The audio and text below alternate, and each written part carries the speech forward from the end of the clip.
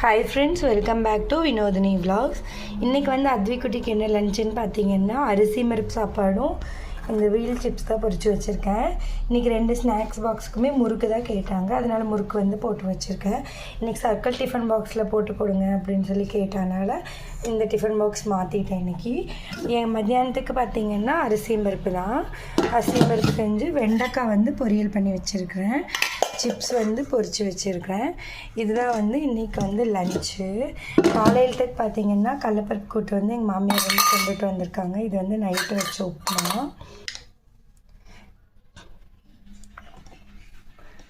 கடலைப்பருப்பு கூட்டு வந்து எடுத்துகிட்டு வந்திருக்குறாங்க. காலையில் தோசைக்கு வச்சுக்கலாம் அப்படின்ட்டு தோசைக்கு வச்சுக்கிறேன்.